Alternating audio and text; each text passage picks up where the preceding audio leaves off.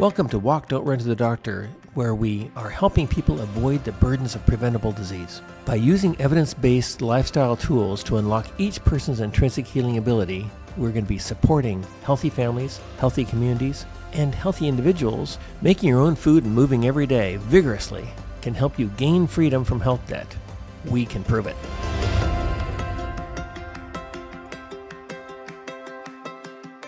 Hello, I'm Miles Hassell, and you're listening to Walk, Don't Run to the Doctor. And we're going to be talking about irrational fear, unnecessary fear, and anxiety, and how around healthcare, a lot of this occurs, and it can really mess up your life. Before we get into that, think about contacting us. We take letters by snail mail, we get emails, we get texts. And if you do so, it gives us feedback on really what you want to be hearing about, or where we are making mistakes. I mean, not that that would ever happen, of course, but you can point out errors of judgment, errors of fact, errors of whatever, and help us make this a better and more useful podcast. We're also hoping that you'll use the information we talk about to strike up conversation if you're a physician with your patients, if you're a patient with your physicians, so that we can all help each other relieve ourselves of health debt, relieves ourselves of unnecessary fears, and be able to contribute more to our world, our families. We're going to be talking about enhancing your judgment today so that you can reject health claims that have no realistic basis, reminding yourself that if you adopt lifestyle habits that are the right lifestyle habits, and these are pretty basic, then you're going to be building the resilience, the robust body, the robust immune system that will allow you to avoid preventable illness and ignore a lot of low-level health threats, like viruses. We hope that this will help you invest your time and energy and funds wisely, because a lot of the health fears lead to really dumb decisions that take time and money, when you could be playing Frisbee with one of your kids or a cousin or something. And yet, we also agree that we should have a healthy caution for the things that harm you, while contrasting that with freedom from worry about the things that the world worries about that you don't need to worry about. And so identifying the true villains. And all of this sort of arose from last week. My colleague Shelley was at a meeting, and there was a break time. She was at this table with a bunch of other people, and the lady at the table was munching through an entire sleeve of chocolate sandwich cookies, while explaining to the table and everybody who was at the table that they really needed to buy this expensive filter for their shower head to eliminate chlorine from their shower water, because the chlorine was going to kill them.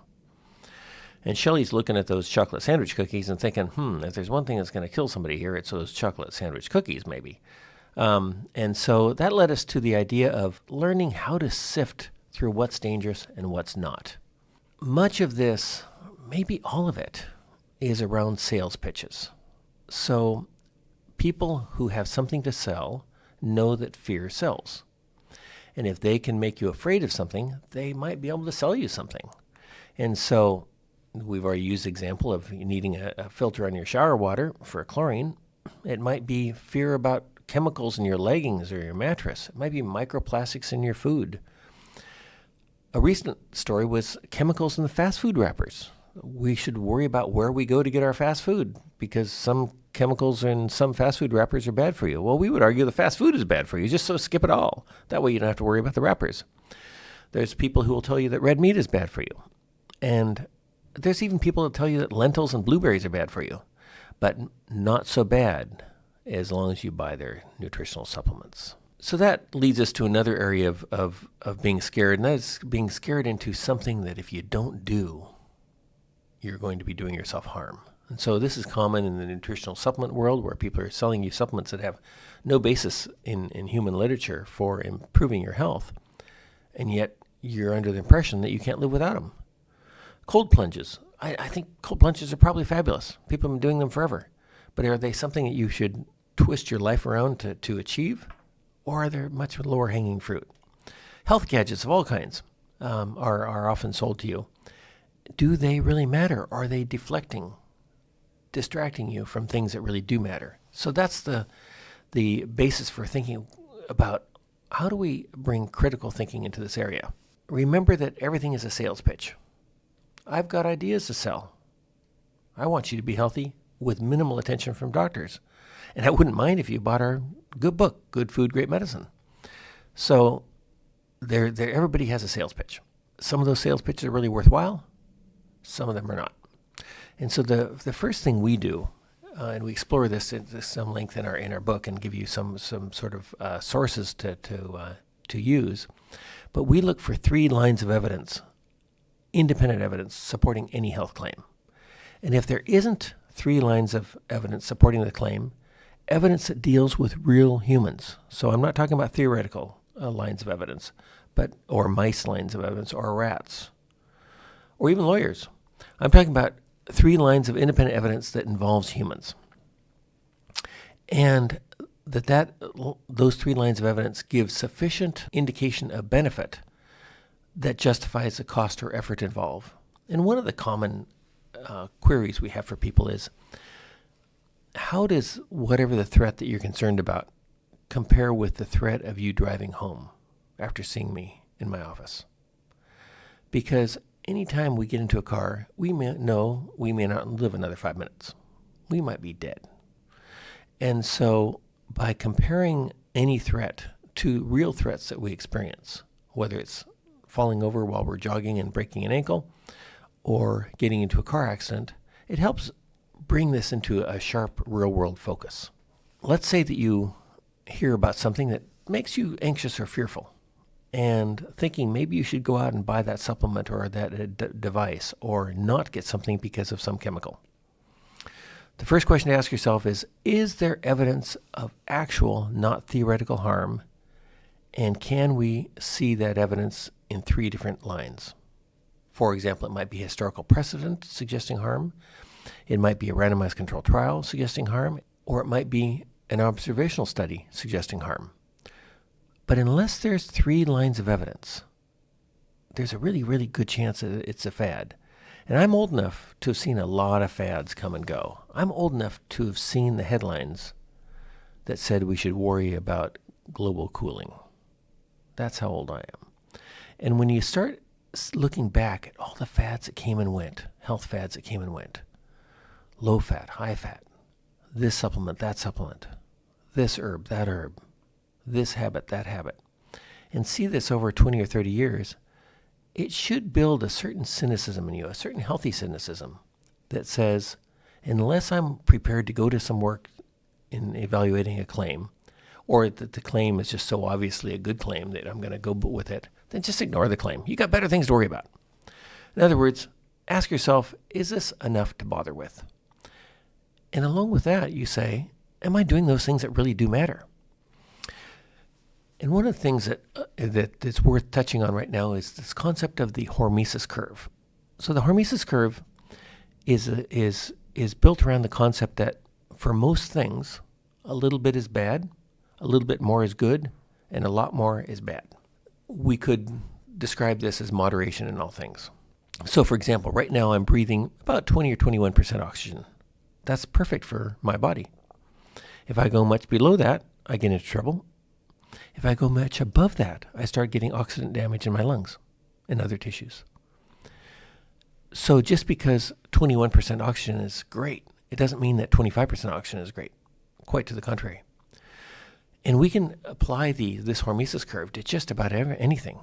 A little bit of alcohol is better than none at all. Much more than that is really bad for you. A little bit of water is not enough. A bit more is just about right. And a lot more than that, you get low blood sodium and go crazy. I'm not making that up. So think about all these things in terms of hormesis and say, am I building a resilient body where I'm feeding it the right amount of food and the right kind of food and the right kind of energy expenditure in the form of physical exercise and the right kind of waistline so that I'm really going to be doing well and I'm going to have that resilience? So this brings us to the lower hanging fruit that you really should be concerned about first. Reminding yourself of what really matters. Whole food cooked at home. An omnivorous dietary pattern. We tend to use the Mediterranean model, But any traditional whole food model that's omnivorous, meaning fruits, vegetables, beans, grains, animal proteins, and dairy for most people, probiotic foods like sauerkraut and yogurt and kefir. And there's this idea of the pioneer woman test or the pioneer mother test that we use. So if a pioneer woman wouldn't recognize the food that you're thinking of eating, you probably should skip it. And so a pioneer woman would recognize canned beans, butter, cheese, meat, vegetables, whole fruit. She wouldn't recognize most modern foods. The pioneer woman's preserved meats would be preserved with salt or things like culturing, not the chemical processing that we see nowadays. And in talking about processed foods, one of the strongest lines of evidence that of harm in our environment that you should be worried about is food that's processed outside the home. Numerous studies, some of which we've documented earlier in our podcasts, demonstrate how the more food you eat processed outside the home, the more harm you have in terms of health, in terms of total mortality, cancer, stroke, heart attack, diabetes, obesity. And this is the kind of thing you should be concerned about, not microplastics in your drinking water.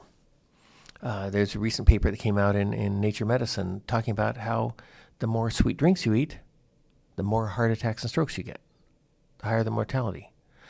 And so simple things like sweet drinks should be on your radar, not dumb things that are simply part of a sales pitch.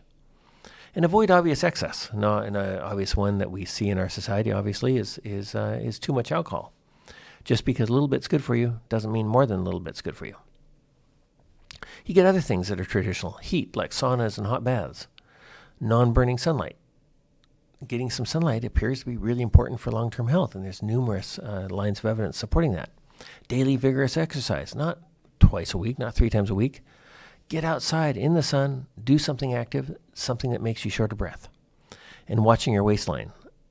These are the things that you should really be concerned about. So I hope listeners will build a mindset that concentrates on what they can do based on solid evidence to build a robust and resilient immune system. If they do those things, do you actually need to worry about the trivial threats that our environment has? The environment's always had threats. That's just sort of the nature of it. So, maybe there is a tiny bit of harm with the chlorine in your shower water. I doubt it, but maybe there is a little bit of harm. But if I'm eating a diet that gives my body great antioxidant capacity, it can probably chew up those chlorine and the trihalomethanes without any trouble at all. And I think we have quite a bit of observational evidence to support that. Have an evaluation process that allows you to ignore spurious health claims. And not let yourself be deflected, not let your time and energy and financial resources be going down rabbit holes that are totally unhelpful for you. Maybe you need to fast from social media and get away from some of these sales pitches and study more about critical thinking. And once again, we have a whole section in our book devoted to how to approach health claims. What are the sources you should use? And it does take time. But if you're not prepared to take time to evaluate a sales pitch, then just throw the sales pitch out. It's probably not worth the trouble. And always, always, always remember, look for 3 independent lines of supporting evidence.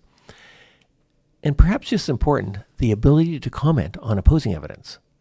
So just because you know one side of an issue doesn't mean you know enough. If you don't know the major opposing evidence, so there's a major figure, for example, that tells you that lentils are bad for you and blueberries are bad for you. Could he be right? And so what you do is you look for the 3 lines of supporting evidence, supporting his claim. They don't exist. And then you look for the opposing evidence. Is there evidence that blueberries and lentils are good for you? Plenty. So then you just toss out the whole problem and go eat your blueberries and lentils. Well, probably not together, but you get the idea. So thank you very much for listening. The website is greatmed.org. The book that I co-authored with my sister is Good Food, Great Medicine, now in its 4th edition. And you've been listening to Walk, Don't Run to the Doctor. Thank you.